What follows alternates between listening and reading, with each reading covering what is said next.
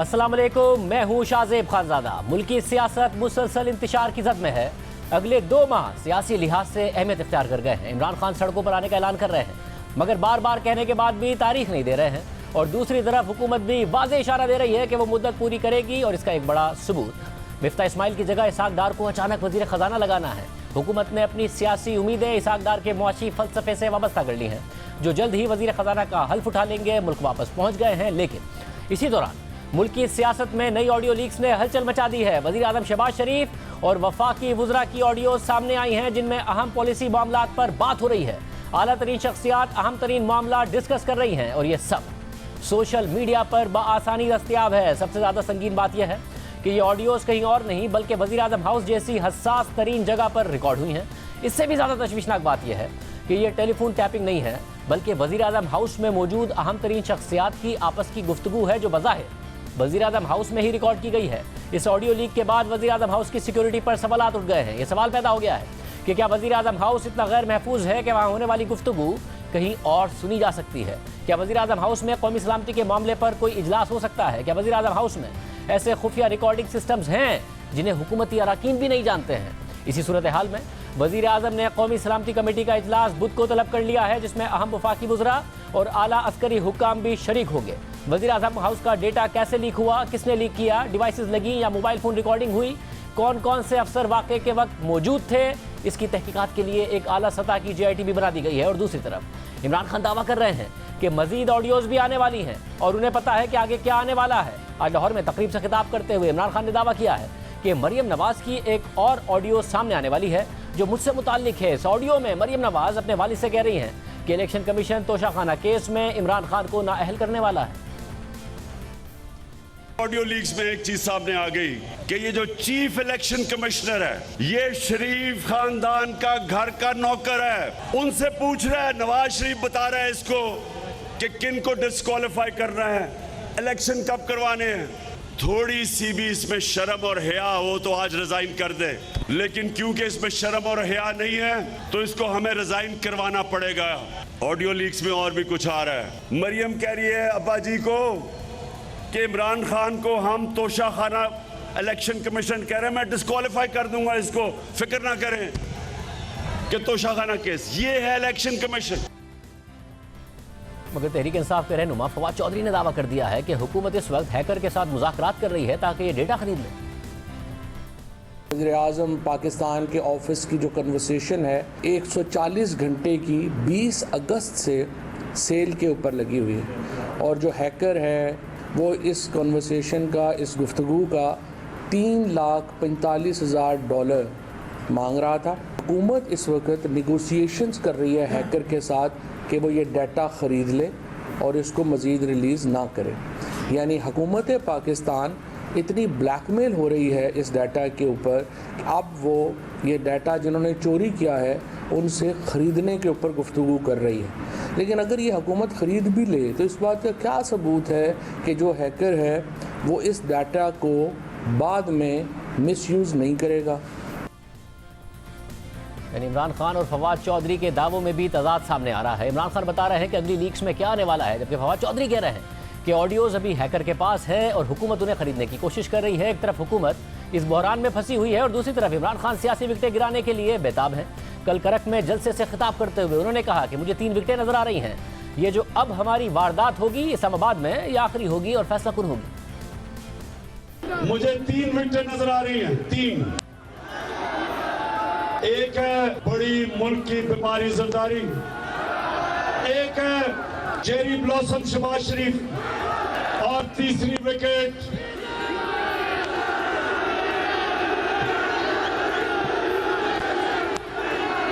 बड़ी देर से मैं देख रहा हूं इस तीसरी विकेट की तरफ भी, और ये बीच वाली विकेट है। और इंशाल्लाह इसके लिए वो जो मैंने इन स्विंगिंग यॉर्कर तैयार किया हुआ है, देर करके स्विंग करेगा लेकिन बीच वाली विकेट इंशाल्लाह लेके जाएगा। ये जो अब हमारी वारदात होगी इस्लामाबाद पे, ये आखिरी होगी और फैसला कौन होगी।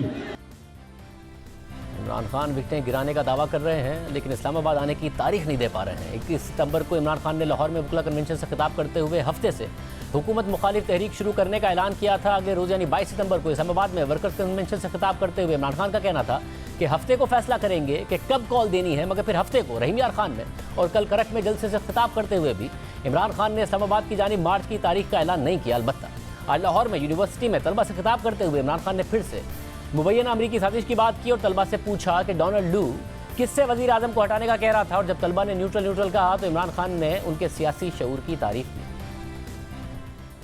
वो डोनाल्ड लू एम्बेसडर को कह रहा है कि अगर आप इमरान खान को नहीं हटाएंगे तो पाकिस्तानी कॉन्सिक्वेंसेस होंगे। अब एम्बेसडर ने तो नहीं हटाना था, वो तो मेरे नीचे है। किसको पैगाम दे रहा था?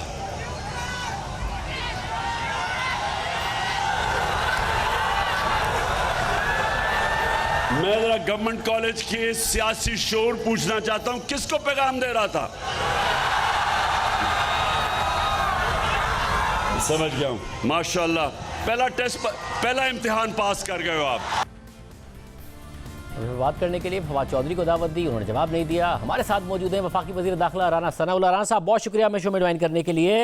राना साहब एक और ऑडियो आने वाली है, इमरान खान साहब ने कहा जिसमें मरीम नवाज साहिबा अपने वालिद से कह रही हैं कि इलेक्शन कमीशन तोशाखाना में डिस्क्वालीफाई कर देगा।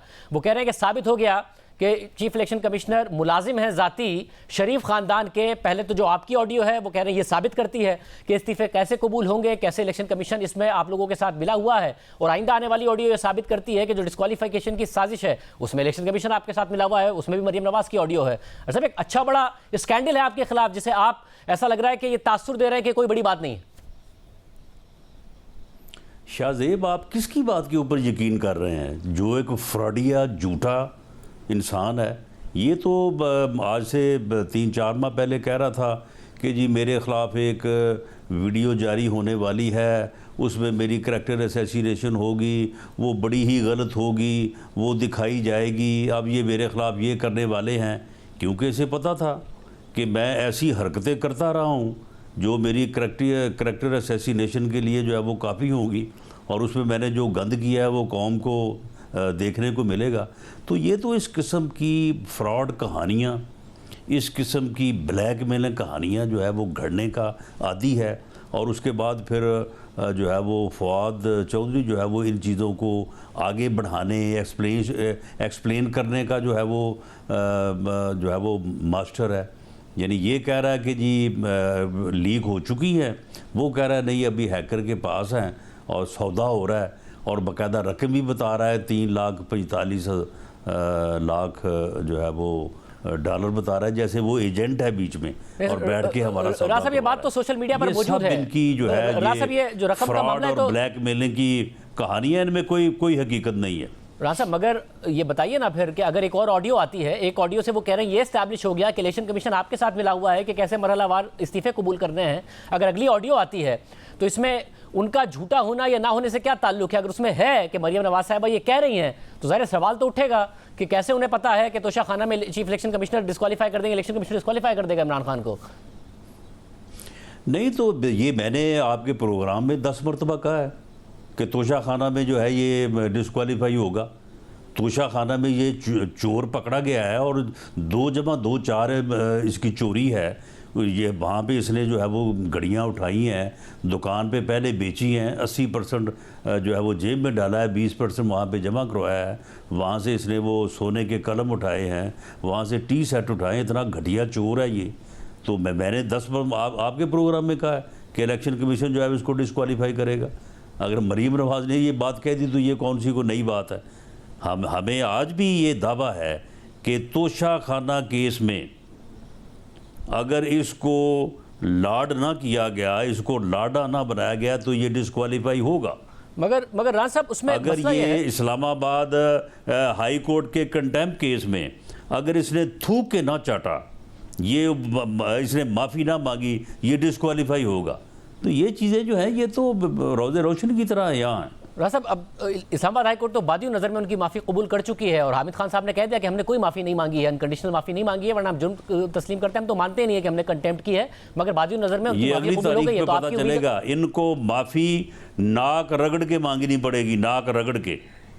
माफ़ी मांगेंगे तो माफ़ी मिलेगी, वरना नहीं मिलेगी। अगली तारीख में पता चल जाएगा।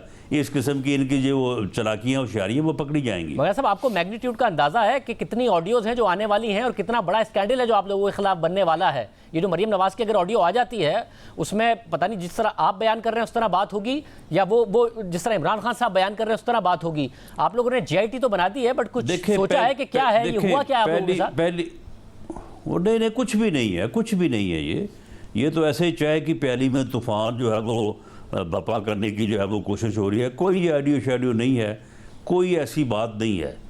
हम इस किस्म की सियासी थ्योरियों के ऊपर यकीन नहीं रखते, ना हम आपस में बैठ के ऐसी बात करते हैं, ना कोई ऐसी ऑडियो है। अब आप मुझे बताएं, ये दो आखिर जिन लोगों ने भी लीक की है उन्होंने टॉप की लीक की होगी ना। आप बजाय इन दोनों में कौन सा स्कैंडल है जी? कौन सी बात है जो हमारे खिलाफ मैं बताता हूँ राज साहब, कल मैं आपको सुन रहा था, आप कह रहे थे इससे तो हमारी हुकूमत की मेरिट साबित होती है। अब वजीर आजम को तो अच्छा साबित करने की कोशिश कर रहे हैं कि वो कह रहे हैं कि जी इसका ज़ाहिर रिएक्शन आएगा, मगर मरियम नवाज साहिबा किस तरीके से इसमें ठीक साबित होती है? ज़ाहिर उनका वर्जन है कि वो जो प्लांट्स लगे वो इमरान खान के दौर में लगे, फिर पाबंदी लग गई थी, डेस्कॉन के जरिए लगे। डेस्कॉन रज़ाक दाऊद की कंपनी है, मगर मसला ये है कि उनके ऊपर सवाल तो आ रहा है ना कि उनकी जो तरजीह है वो ये है कि उनके जो दामाद का बिजनेस है उसको किस तरीके से हुकूमत फ़ायदा पहुंचा सकती है, या उसके अंदर जो रुकावटें आई हुई हैं उसको हुकूमत कैसे दूर कर सकती है। ये तरजीह है उनकी, तो यही वो बयानियां बना रहे हैं कि जी मैं तो कहता हूं कि इनकी तरजीह अपने बिजनेस नहीं शाहजेब, अगर किसी का दामाद होने पे किसी को फ़ायदा नहीं पहुंचना चाहिए तो नुकसान भी नहीं पहुंचना चाहिए। यानी अगर मरियम नवाज़ का वो सान ला है तो क्या उसको नुकसान पहुंचाया जाए? मैं तो खुद इस बात का हामी हूँ कि अगर गवर्नमेंट ने पाबंदी लगाई है तो भाई जो चीज़ें जो है वो इन ट्रांजिट हैं, आधी आ चुकी हैं, आधी उधर हैं, तो भाई फिर या जो आधी उधर है उनको मंगवाने दो ताकि वो जो है वो मशीनरी जो है या वो प्लांट जो है वो फंक्शन तो कर सके, वरना इस आधे को वापस भेजने दो। मगर तो ये फिर सबके लिए बात हो रही है तो बड़ी जायज़ बात है। जायज़ बात जो है वो किसी की भी हो, वो आपके भाई की हो, आपके मुखालिफ की हो, जायज़ बात जो है वो होनी चाहिए। हम अगर सियासतदान जो है अगर किसी की सिफारिश ना करें, किसी को रिकमेंड ना करें, किसी के काम में उसकी मदद ना करें, तो फिर हमने सियासत क्या करनी है? मगर साहब फिर सबके लिए पॉलिसी होनी चाहिए ना। मैं उसकी मेरिट पर ही सवाल उठा रहा हूँ। वो कहते हैं कि स्टेशन के हवाले से भी लाहौर हाई कोर्ट का फैसला मौजूद है, इसके अलावा जो इसके मामलात हैं, मगर फिर मेरिट पे सबके लिए बात हो या किसी एक आध शख्सियत के लिए बात हो? जी सबके लिए होनी चाहिए, हर किसी को कारोबार करने की इजाज़त होनी चाहिए। सब ने कोई मांग के ही खाना है, यानी फंड्स इकट्ठे करके ही जो है वो जो उनमें से ही सियासत करनी है कि फंड्स इकट्ठे कर लिए किसी जो है वो अपना ह्यूमन काज के लिए और उसके बाद फिर उन्होंने पैसों से सियासत कर ली। हर किसी ने यही गंद करना है। कारोबार लोगों को करना चाहिए, काम करना चाहिए, पैसे कमाने चाहिए, खर्च करने चाहिए। इस वक्त तक आपकी जो जिन्होंने सारी ज़िंदगी मांगने के अलावा कुछ किया ही नहीं है, तो फिर क्या उनके नक्शे कदम पे चला जाए? कोई बंदा कारोबार ना करे, कोई बंदा काम ना करे, जायज़ मदद हर बंदे की होनी चाहिए। राज साहब इसमें आपकी जो इब्तिदाई तहकीकात हैं वो कहती क्या है? क्योंकि देखें जो मोबाइल फ़ोन का मामला है, इस हर ऑडियो में अगर कोई शख्सियत मौजूद है तो वो शहबाज शरीफ साहब हैं, कहीं मरियम नवाज़ के साथ हैं, कहीं आप लोगों के साथ हैं। तो ये तो वाज़ेह हो रहा है कि किसी आप में से किसी के मोबाइल फ़ोन नहीं हैक हुआ है, या तो वज़ीर आज़म का हुआ है या फिर वज़ीर आज़म का जो ऑफिस है वो बग हुआ है। क्या पहुंची और आपने उसको अब डीबग करके देखा है? कोई ऐसी चीज़ें मिली हैं? इब्तिदाई तौर पर क्या हुआ? देखे शाहजेब, अगर तो ये बगिंग है, अगर वहाँ पे कोई डिवाइसेस लगी हुई पाई गई या जो है वो सामने आई, तो फिर तो ये मामला सीरियस है कि अगर बगिंग हो रही है तो वो कौन कर रहा है। ये मामला उससे भी ज़्यादा सीरियस होगा कि करने वाला कौन है, और अगर ये कोई डिवाइसेस लगी हुई हैं वो किस तरह से लगी हैं। अगर ऐसा होता है तो फिर ये मामला सीरियस है, और सीरियस भी इन मानों में है कि ऐसा करने वालों के ख़िलाफ़ जो है वो फिर मुल्क के आइन और कानून के मुताबिक जो है वो कार्रवाई होनी चाहिए। लेकिन ये भी तो हो सकता है ना, आजकल ये फ़ोन जो है वो हैक हो जाते हैं। अगर मेरा फ़ोन मिसाल के तौर पे हैक है और मैंने वहाँ पर टेबल पे रखा हुआ है, वहाँ पे 4 आदमी 5-6 आदमी बैठे हैं, वो बात कर रहे हैं, वो सारी बात जो है वो सुनी जा सकती है, वो टैप हो जाएगी। इसी तरह तो वज़ीर आज़म ही का हैक हुआ ना, क्योंकि हर मीटिंग में आप भी मौजूद नहीं है, हर मीटिंग में दूसरे भी मौजूद नहीं है, वज़ीर आज़म ही मौजूद है। नहीं हो सकता है कि अपना जो है उनके सेक्रेटरी है उनका हाइक हुआ हो, जहाँ पे जो हम 4-5 लोग बैठ के बात कर रहे हैं वो ज़रा, मैं किसी का नहीं कहता, मैं कहता हूँ हो सकता मेरा ही हुआ वो। तो ये कोई इतनी को रॉकेट साइंस तो है नहीं। ये तो कहते हैं कि जनाब ये बहुत मामूली काम है और आजकल आम लोगों को भी एक्सेस है और दूसरों का फ़ोन जो है वो हैक कर लेते हैं। लेकिन मामला ये है कि इस मामले की तह तक पहुंचना, इसका सही तयन करना जो है ये बड़ा ज़रूरी है। उसके लिए गवर्नमेंट जो है वो इक़दाम कर रही है। इस सिलसिले में प्राइम मिनिस्टर ने जो है वो नेशनल सिक्योरिटी काउंसिल की मीटिंग भी बुलाई है। अब ये जो है ना, यानी ये जो चाय की प्याली में तूफ़ान लाने के लिए जो है ये पागल खान अब गुफ्तगू कर रहा है कि जी वो जी फलां टेप आ गई, ये आ गया। वो भी अपनी टेपें तो संभालो ना पहले। जब तुम्हारी जो टेपें आई हैं उसके मतलब कभी तुमने जवाब दिया है? वो जो 50 अरब रुपए का टीका तुमने लगाया है इस कौम को, 5 अरब रुपए की अल कादर ट्रस्ट बना के, उसका कभी आज तक जवाब दिया है? वो फरा गोगी का आज तक आपने जवाब दिया है? तोशा खाने का जवाब दिया है? अपने तो तुम जो है वो डॉक्यूमेंट्री सबूत के ऊपर जवाब नहीं देते। और ये ऑडियो वीडियो के ऊपर जनाब आज सुबह के वो भी लगे हुए हैं। और गवर्नमेंट कॉलेज यूनिवर्सिटी जो लाहौर है, अब देखें ये इंतहा नहीं है यानी ला कानूनियत की कि इस जो है वो फितने को वहाँ कॉलेज में जो है वो जलसा करवा रहा है वहाँ पे वीसी। अब इस किस्म के लोग अगर आपकी यूनिवर्सिटियों में बैठे हैं तो ये बड़ी तशवीश की बात है, ये बड़ी फिक्रमंदी की बात है। ऐसे अनासर को जो है यूनिवर्सिटी से निकालना चाहिए। ये वीसी जो गवर्नमेंट कॉलेज यूनिवर्सिटी है, इस आदमी का मुहासबा होना चाहिए, इस आदमी का इसके खिलाफ मुकदमा दर्ज होना चाहिए कि ये एक ऐसा आदमी बैठा है वहाँ पे जो है वो फितनागरी करवा रहा है। मगर साहब मुझे ये बताइए, बच्चों के ज़हनों को जो है वो गंदा करवा रहा है। वो वज़ीर आज़म ने नेशनल सिक्योरिटी कमेटी का इजलास बुलाया है, तो मुझे ये बता दीजिए कि उनके सामने इब्तिदाई तौर पर तो आप कुछ रखेंगे ना? ये तो आप चेक कर सकते थे कि भाई वज़ीर आज़म का जो ऑफिस है उसके अंदर कोई ऐसा आला तो नहीं लगा हुआ जिसकी वजह से बगिंग हो गई, या फिर जो मुख्तलिफ शुरका शरीक थे उनके मोबाइल फ़ोन को भी चेक किया जा सकता था कि कहीं वो तो नहीं हैक हुए या इस किस्म की कोई चीज़ है, कोई सॉफ्टवेयर के थ्रू तो नहीं हैक हो गए हैं। ये अभी तक इब्तिदाई तौर पर कुछ नहीं किया है आप लोगों ने कि क्या हुआ ये सारा मामला? नहीं, मेरा ख्याल है कि आईबी और आईएसआई के जो लोग हैं या जो उनके सरबराह हैं वो उस मीटिंग में कोई इब्तदाई तौर पे जो है वो प्रेमा फशाई कोई बात रखेंगे। और मेरी इन्फॉर्मेशन भी ये है कि वो किसी नतीजे पर जो है वो पहुंच चुके हैं, यानी प्रेमा फशाई। बाकी तो डिटेल में इंक्वायरी होने के बाद जो है वो हर चीज़ सामने आएगी। तो इसलिए मैं इसीलिए ये बात कर रहा हूँ कि ये कोई इतने ज़्यादा फ़िक्रमंद होने, परेशान होने और ये जो जिस किस्म की गुफ्तगू ये दोनों साहबान कर रहे हैं ना, तो इसके ऊपर कोई इतना ज़्यादा सीरियस होने की ज़रूरत नहीं है। ये जो बादियों नज़र में इब्तिदाई नतीजा है, इसके कोई सियासी मुहरकात नहीं है? ये जो सारा का सारा मामला हुआ है, कोई सियासी मुहरकात हो या कोई गठजोड़ हो, ऐसा कोई मामला नहीं है अभी तक के जो बादियों नज़र में इब्तिदाई इसके नतीजे हैं? देखें शाहजेब, आज के ज़माने में हर बंदे के जेब में कैमरा भी है और टेप रिकॉर्डर भी है मोबाइल की फ़ोन में। जो जहाँ चाहे वो टैप भी कर ले, वीडियो बना ले, है जी। और ये कोई इतना मुश्किल काम नहीं है। तो आप देखें वज़ीर आज़म हाउस में भी, बाकी जगहों पे भी, वहाँ पे वेटर भी होते हैं, क्लरिकल स्टाफ भी होता है, बाकी लोग भी होते हैं। तो इसमें जो है वो किसी चीज़ को भी रूल आउट नहीं किया जा सकता। लेकिन जब तक ये चीज़ जो है बुनियादी तौर पे देखें, जो भी मामला हुआ, अगर कोई बगिंग का इशू हुआ उसमें अगर कोई मुलव्वस हुआ, अगर कोई डिवाइस फिट करने का मसला हुआ उसमें कोई मुलव्वस हुआ, बिल्कुल पूरी कौम को पूरी हकीकत से हम आगाह करेंगे, बताएंगे कि जनाब ये इस तरह से हुआ है। इमरान खान साहब ने ऐलान तो नहीं किया आने का। ये कोई किसी वेटर का काम है या किसी फ़ोन हैकर का काम है तो मेरा ख्याल है कि उसके ऊपर फिर ठीक है, उसका भी जो भी उसका बेहतर इलाज है या एहतियात है वो ज़रूर करेंगे।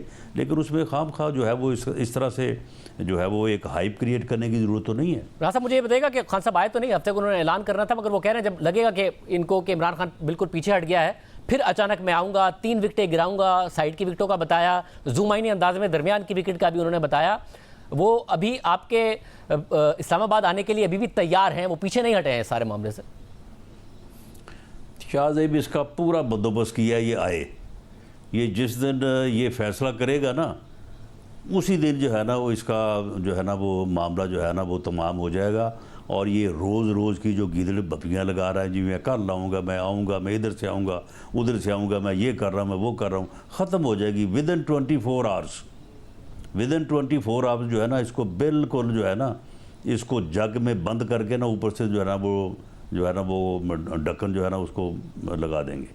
ये बिल्कुल जो है ना ये मगर राना साहब पंजाब हुकूमत है उनके पास, औकात में आ आज वो परवेज इलाही साहब से भी इसकी औकात जो है ना उसमें इसको फिट कर देंगे इसको। ऐसा पंजाब हुकूमत है उनके पास, आपने फोर्सेस मांगी थी, खैबर पख्तूनख्वा ने तो पुलिस देने से इनकार कर दिया। पंजाब आपको देगा नहीं देगा, पंजाब में आप क्रैकडाउन भी नहीं कर पाएंगे, तो आप जितने बड़े बड़े दावे कर रहे हैं उस पर अमल कैसे करेंगे? 25 मई को तो हालात अलग थे, अब अलग नहीं।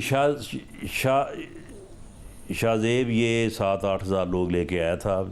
वैसे कहने को तो ये 20 लाख से नीचे उतर ही रहा था ना कि मैं 20 लाख लेके आऊँगा, पूरी कौम मेरे साथ खड़ी है। उस वक्त भी इसने पूरे पंजाब में जलसे किए और फिर यानी झूठ इस तरह से बोलता है, इसे पता होता है कि मैं ये फ्रॉड कर रहा हूँ और गलत कह रहा हूँ कि जी पूरी कौम मेरे साथ खड़ी हो गई है, मैं 20 लाख लोगों को लेके आऊँगा।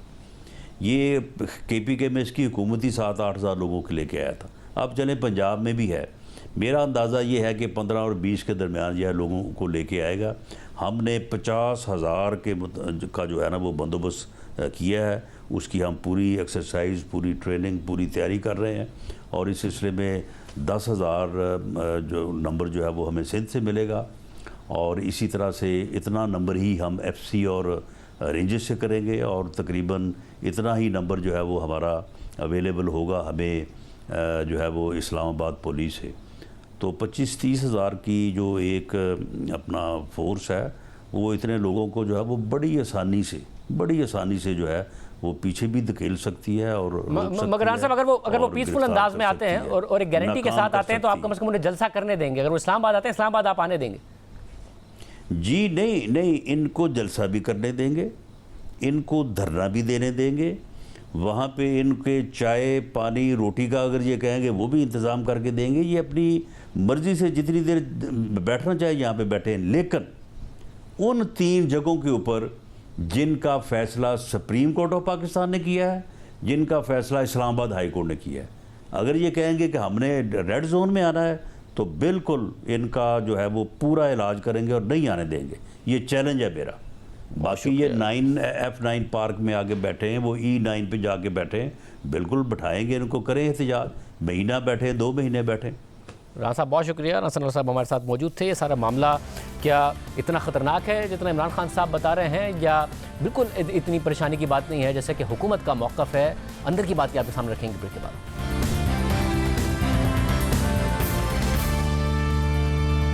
ऑडियो लीक से लेकर इस्लामाबाद की मुस्तकबिल की हिकमत अमली तक सब कुछ इस्लामाबाद में हर दिन बदल रहा है। क्या होने जा रहा है? हमारे साथ सीनियर सहाफ़ी और तज़कियाकार हामिद मीर साहब मौजूद हैं। हामिद मीर साहब बहुत शुक्रिया हमें शो में ज्वाइन करने के लिए। सबसे पहले तो आपको बहुत ज़्यादा खिराज तहसीन, जितनी ज़बरदस्त आपने सैलाबों की कवरेज की, जो सैलाब ज़दगान है उनका मुकदमा आवाम के सामने रखा, हुकूमत के सामने रखा, दुनिया के सामने रखा, बहुत मेहनत के साथ आपने की, उसके लिए आपको बहुत ज़्यादा खिराज तहसीन। और दूसरी तरफ आप देख रहे हैं कि इस्लामाबाद में आप हैं इस वक्त, और इस्लामाबाद में हर दूसरे दिन के साथ सूरत हाल बदल रही है। अब ये जो ऑडियो लीक्स का मामला है, एक तरफ तरीके से आप ये भी कह रही है कि जी ये तो डार्क वेब पर मौजूद है, बिकने के लिए मौजूद है, दूसरी तरफ इमरान खान साहब बता रहे हैं कि आइंदा क्या क्या ऑडियो लीक्स आ सकती हैं जिसमें उनकी मुमकिना जो डिस्क्वालिफिकेशन है तोशाखाना में उसकी बात हो सकती है। और मरियम नवाज साहब वो बात कर रही हैं, हुकूमत को एहसास नहीं है कि क्या कुछ हो गया है उनके साथ, और आपके ख्याल में कुछ बहुत ज़्यादा ये एक बड़ा स्कैंडल बनने जा रहा है, या हुकूमत को पता है क्या हो रहा है? बहुत शुक्रिया शाहजेब साहब। देखें, पहले तो मैं ये आपको बताना चाहूँगा कि ये इस किस्म की जो ऑडियो लीक्स हैं ये पाकिस्तान में और दुनिया में कोई नई चीज़ नहीं है। आज से बहुत साल पहले जब 1999 में कारगिल की जंग चल रही थी तो उस वक्त जो हमारे आर्मी चीफ थे जनरल परवेज़ मुशर्रफ, उनकी और जनरल अजीज़ साहब जो हैं उनकी जो आपस में गुफ्तगू थी वो भी लीक हो गई थी, आपको अगर याद हो। और उसके बाद फिर ये माजी करीब में हमारी बहुत सी जो इम्पोर्टेंट जो वेबसाइट्स हैं, स्टेट बैंक ऑफ पाकिस्तान की वेबसाइट है और FBR की वेबसाइट है, ये भी हैक होती रही हैं। तो ये पाकिस्तान में कोई नई चीज़ नहीं है। और अमेरिका तो सुपर पावर है, तो अमेरिका में भी वहाँ के इस वक्त जो सदर हैं जो बाइडन, चंद साल पहले इनकी यूक्रेनियन प्रेसिडेंट के साथ जो गुफ्तगू थी उसकी ऑडियो को 2020 में ट्रंप जो उस वक्त अमेरिका के सदर थे उन्होंने ट्वीट कर दिया था। और अब जो यूके की नई प्राइम मिनिस्टर हैं लिज ट्रूस, पिछले महीने उनकी भी ऑडियो जो है वो सामने आई है। तो ये जब से ख़ास तौर पे जब से यूक्रेन की जंग शुरू हुई है तो अमेरिका और रशिया के दरमियान एक साइबर वॉर चल रही है और इसमें क्रॉस फायर में पाकिस्तान भी आ गया है। और ये जो पिछले 3-4 महीने गुजरे हैं इसमें बहुत सी इस तरह के जो साइबर सिक्योरिटी के स्कैंडल्स हैं वो सामने आए हैं। अब ये जो पाकिस्तान में जो मामला हुआ है, जो इस्लामाबाद में मामला हुआ है, ये इस लिहाज से सीरियस है कि इसमें वज़ीर-ए-आज़म पाकिस्तान और उनके जो वज़रा हैं उनकी गुफ्तगू जो है वो डार्क वेब पे पड़ी हुई है और कई घंटों की गुफ्तगू है।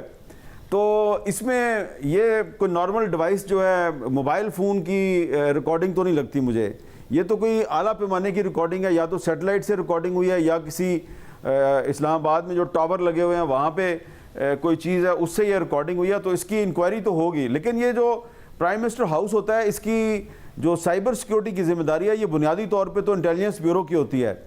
तो इसकी अगर इंक्वायरी होगी तो कुछ पता चलेगा। लेकिन मेरे ख्याल ये है कि इमरान खान साहब जिस एंगल से बात कर रहे हैं तो शायद इमरान खान साहब के जो लोग हैं उन्होंने ये डार्क वेब पे ये जो चीज़ पड़ी हुई है तो हो सकता है उन्होंने ख़रीदो फरोख्त की हो।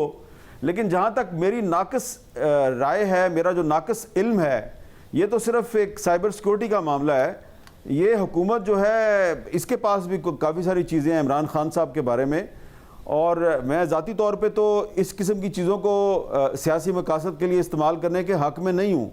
लेकिन मुझे लगता ही है कि अगर इमरान खान साहब बहुत ज़्यादा इस मामले को उछालेंगे तो हो सकता है कि वो लोग जिन्होंने कोई सब्र किया हुआ है या कोई उन्होंने को थोड़ी सी रवादारी का मुजाहरा किया हुआ है, शायद वो भी अपनी रवादारी छोड़ दें। तो इमरान खान साहब भी इसकी जद में आएंगे और बहुत शदीद जद में आएंगे। खान साहब ने ज़ाहिर है कल भी तकारीर की, उसमें भी इसको मौजू बनाया, मरीम नवाज साहिबा पर भी तनकीद की, शहबाज शरीफ साहब पर भी तनकीद की, आज भी उन्होंने यही किया है। और साहब ये क्या हुकूमत को या फिर जो इस्लामाबाद में अभी तक की मालूमात उसमें कोई लग रहा है कि कोई ग्रैंड स्ट्रैटेजी का हिस्सा हो सकता है जिसमें कोई जिसका ताल्लुक पाकिस्तान के सियासी हालात से भी हो सकता है, कुछ दीगर मामलात से भी हो सकता है, ये इसलिए भी हुआ है? देखें शाहजेब साहब, मैंने आपको पहले भी कहा कि मैं बहुत सी मिसालें आपको दे सकता हूँ। अभी कुछ अर्सा पहले साबिक चीफ जस्टिस साकिब निसार साहब की भी इसी तरह ऑडियो जो है वो कुछ सामने आ गई थी। तो वो कैसे आ गई थी, तो ये मैं आपको अब मलफूफ अल्फाज जो हैं बिटवीन द लाइंस कुछ बताने की कोशिश कर रहा हूँ। इमरान खान साहब जो हैं वो उनको समझदारी का मुजाहरा करना चाहिए। ठीक है, ये शहबाज शरीफ साहब और उनकी काबीना के जो वज़रा हैं उनको एहतियात का मुजाहरा करना चाहिए। और ये सिक्योरिटी लैब्स है, इसकी बाकायदा इंक्वायरी होनी चाहिए। और इस पर ये शहबाज शरीफ साहब जो हैं उनके पास इसकी कोई जस्टिफिकेशन नहीं है, ये नहीं होना चाहिए। लेकिन इमरान खान साहब भी जब वज़ीर आज़म थे तो उनकी भी इस तरह की बहुत सी चीज़ें रिकॉर्ड हुई बतौर वज़ीर आज़म। मैं उससे पहले की बात नहीं कर रहा ना, उसके बाद की बात कर रहा हूँ। उनकी बतौर वज़ीर आज़म बहुत सी चीज़ें रिकॉर्ड हुई हैं और जब से वो वज़ारत उज़्मा से हटे हैं उसके बाद भी वो इस किस्म के साइबर अटैक्स की जद में है। तो अगर उनका एक ख्याल है कि ये सिर्फ शहबाज शरीफ फंसा है और मैं नहीं फंसूंगा, तो मैं यही कह सकता हूँ कि उनको अपनी गलतफहमी दूर करनी चाहिए। थोड़े दिन आप इंतज़ार कर लें, फिर आप मुझसे इन इश्यूज़ पर भी बात कर रहे होंगे। लेकिन मैं दोबारा ये रिपीट करूँगा कि इमरान खान साहब के बारे में जो मटीरियल है उसमें ज़्यादातर चीज़ें बहुत प्राइवेट नौयत की हैं और उनको सामने नहीं लाना चाहिए। और आमिर साहब, ये हुआ क्या कि खान साहब ने हफ्ते के दिन अनाउंस करना था, ऐलान करना था अपनी आगे की हिकमत अमली का, मगर उन्होंने नहीं की और फिर कहा कि मैं मुनासिब वक्त पर करूंगा जब इनको लगेगा इमरान खान पीछे हट गया है। मगर साथ साथ ऐसा लग रहा है कि वो फिर न्यूट्रल्स के हवाले से आज भी आपने देखा कि जो तालिब इल्म हैं उनसे उन्होंने जब उन्होंने कहा तो उन्होंने कहा आप बड़े समझदार हो गए हैं कि जो डोनाल्ड डू है वो किसको पैगाम देना चाहता था। फिर दरमियान की विकेट की बात की जब वो करक में जलसा कर रहे थे। एग्जैक्टली क्या हुआ कि वो तारीख नहीं आई जिसने आना था? देखें, मुझे तो जो समझ आ रही है ना, मैं तो ये जो सारी पाकिस्तान की इस वक्त सियासत है ना, मैं तो इसको सैलाब ज़दा इलाके जो हैं उस एंगल से देख रहा हूँ। तो इमरान खान साहब जो है ना, उनको पहले शायद एहसास नहीं था, लेकिन शायद अब उनको ये एहसास हो गया है कि पाकिस्तान में फ़िलहाल फौरी तौर पे इलेक्शन का इनेकाद बहुत मुश्किल है। और उनको ये पता है कि अगर मैंने इस्लामाबाद पे चढ़ाई का ऐलान किया और फ़र्ज़ करें मैं इस्लामाबाद में जो एक 25-26 किलोमीटर की हुकूमत है, अगर मैं इसको ज़िच भी कर देता हूँ और इसको मैं मजबूर भी कर देता हूँ अच्छा इलेक्शन करवाओ, और ये मान भी जाते हैं कि अच्छा ठीक है जी हम इलेक्शन करवा देते हैं, और तो उसके बाद फिर इलेक्शन कमीशन जो है वो सिंध में और बलूचिस्तान में वो पोलिंग स्टेशंस का अहतमाम कैसे करेगा। हज़ारों स्कूल जो हैं, जो पोलिंग स्टेशन बनते हैं, वो तो तबाह बर्बाद हो चुके हैं, सड़कें बर्बाद हो गई हैं, पुल उड़ गए हैं। तो मैंने तो यही कुछ देखा है। तो इमरान खान साहब जो हैं वो थोड़ी देर के लिए 2 घंटे के लिए सिर्फ सक्खर गए थे, तो वहाँ पे उनको काफ़ी कुछ पता चल गया है। मेरा नहीं ख्याल कि अब इमरान खान साहब जो हैं वो ये समझ रहे हैं कि नवंबर में या दिसंबर में या जनवरी या फरवरी को में कोई इलेक्शन होने वाला है। उन्होंने हालात से समझौता कर लिया है, लेकिन वो अपना टेम्पो बरकरार रखेंगे। वो चाहते हैं कि मार्च के बाद किसी वक्त इलेक्शन हो जाए, तो इसलिए वो इस वक्त जो कह रहे हैं वो सिर्फ अपना प्रेशर डाल रहे हैं कि उनको डिस्क्वालीफाई ना किया जाए। उनकी सारी इस वक्त जो जद्दोजहद है वो सिर्फ ये है कि उनको किसी तरीके से डिस्क्वालीफाई ना किया जाए। उनको पता है कि फौरी तौर पे इलेक्शन नहीं हो रहा, और इलेक्शन अगर होगा भी तो मार्च के बाद ही होगा।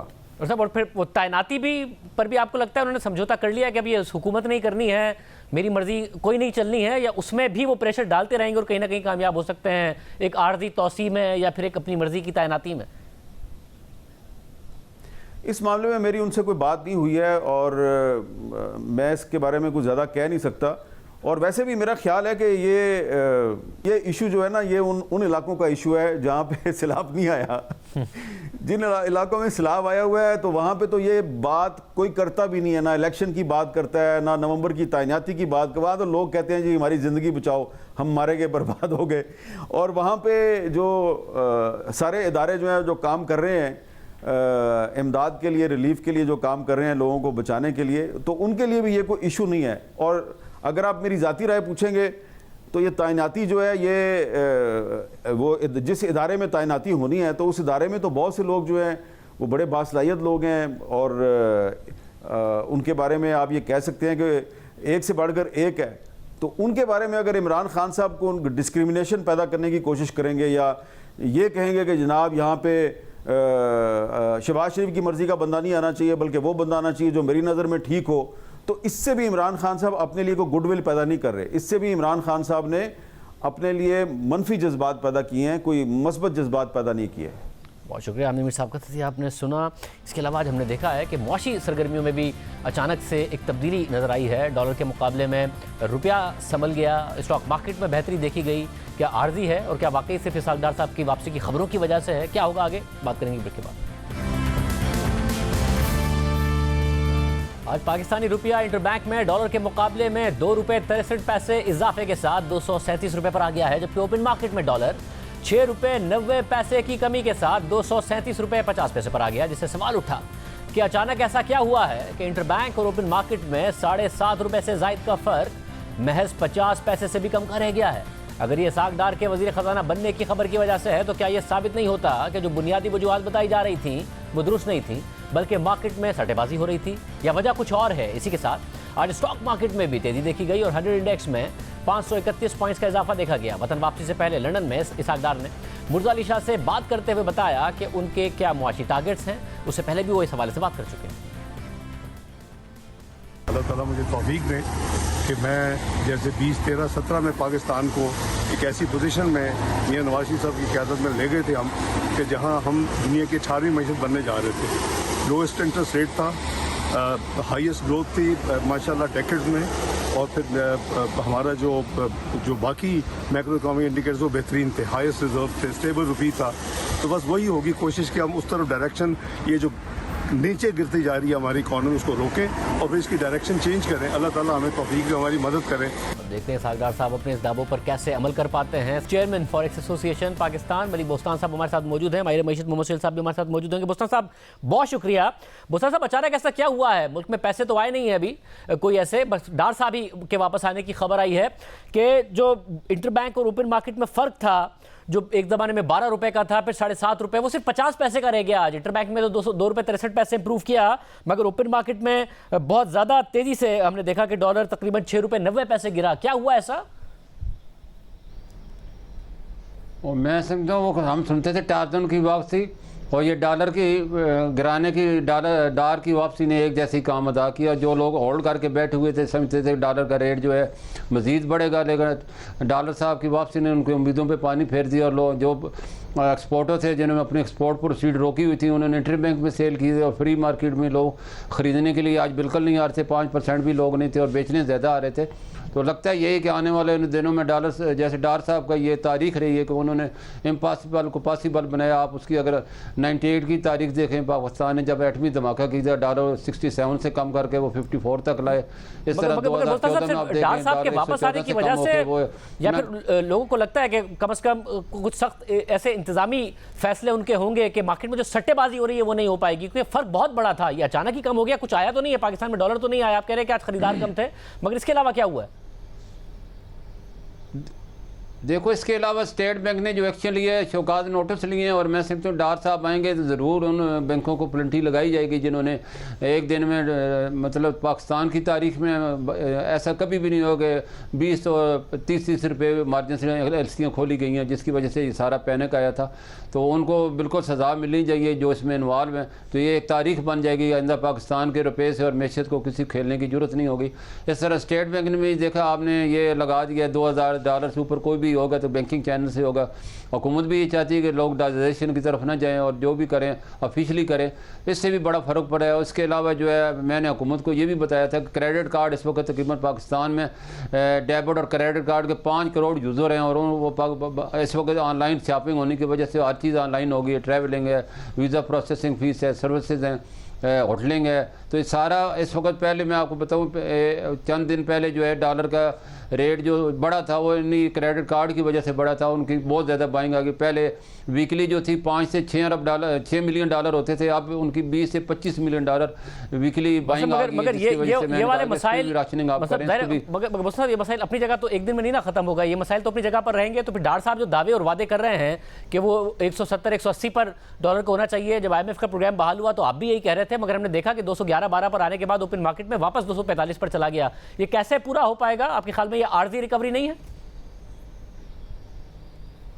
नहीं, देखो, सैलाब से पहले डॉलर बिल्कुल इंटरबैंक में 212 गया और फ्री मार्केट में 195 में कोई ख़रीदने वाला नहीं था। और उसके बाद सैलाब ने हमारी तमाम उम्मीदों पे पानी फेर दिया। आपने देखा हुकूमत को प्याज टमाटर तक इंपोर्ट करने पड़े, और पाकिस्तान की सारी फसलें बह गई, पूरी मैशत सैलाब की नज़र हो गई। तो ऐसे हुकूमत ने जो ड्यूटी फ्री किया 31 दिसंबर से, उसमें बड़े पैमाने में एलसियाँ खोली गई थी, और जिसकी वजह से पाकिस्तान की जो है यकदम ये सारा इंपोर्ट पे प्रेशर आया। तो अब इसके बाद IMF ने रिलीज़ किया, जैसे हमारे वज़ीर-ए-आज़म साहब ने जो जनरल असम्बली के इजलास में, उसमें दुनिया को ये बावर कराने में कामयाब हो गए। सनती ममालिक की आलूदगी ने पाकिस्तान को ये सैलाब की नज़र किया है, और उसको जो है पाकिस्तान की इस वक्त मदद की है। $40 अरब तनाव पाकिस्तान ये इतनी बड़ी अकेला बर्दाश्त नहीं कर सकता। तो UN ने, आपने देखा, डूनो कॉन्फ्रेंस का भी ऐलान कर दिया है। आने वाले दिनों में आप देखेंगे फॉरेन एक्सचेंज आएगा, फॉरेन जो ही हमारा रिजर्व बढ़ेंगे, डॉलर का रेट भी कम होगा, रुपये भी मुस्तकम होगा। बहुत शुक्रिया। मलिक बोस्तान साहब की राय आपने सुनी है। माहिर मईशत मोहम्मद सुहेल इस हवाले से क्या कह रहे हैं, क्योंकि आज स्टॉक मार्केट में भी 531 पॉइंट्स की तेजी देखी गई। मोहम्मद सुहेल साहब, बहुत शुक्रिया हमें शो में ज्वाइन करने के लिए। अचानक ऐसा क्या हुआ? 531 पॉइंट्स की स्टॉक मार्केट में तेजी, अचानक हमारा आज रुपया भी इंप्रूव कर गया। जुमे को जब बैनुल अक़वामी मार्केट्स बंद हुई तो हमने ब्लड बाथ देखा अमेरिकन मार्केट्स में, हमने जो कमोडिटी मार्केट्स हैं उसमें ब्लड बाथ देखा। इंटरनेशनल करेंसीज बुरी तरीके से गिर रही हैं, ब्रिटिश पाउंड, यूरो, डॉलर के मुकाबले में। आज भी हमें देखा कि प्रेशर में नजर आई, रीजनल मार्केट्स प्रेशर में थी। आज बॉम्बे स्टॉक एक्सचेंज में मंदी थी। हमारे यहाँ क्या सिर्फ डार साहब की एक खबर की वजह से ये सब हो रहा है, या कुछ फंडामेंटल्स भी हैं? बहुत बहुत शुक्रिया शाहजेब भाई। आई थिंक कम्बिनेशन है, कुछ परसेप्शन डार साहब का भी है कि उनके आने से शायद चीज़ें बेहतर हो जाएं, मगर उसके साथ साथ हमें ये नहीं भूलना चाहिए कि वीकेंड पे 2 मज़ीद डेवलपमेंट्स हुई। एक का इशारा आपने दिया कि दुनिया भर में कमोडिटीज़ बहुत तेज़ी से नीचे आ रही हैं। जो WTI ऑयल है वो $77 तक पहुंच गया था, और पाकिस्तान का सबसे बड़ा मसला ही एनर्जी बिल है।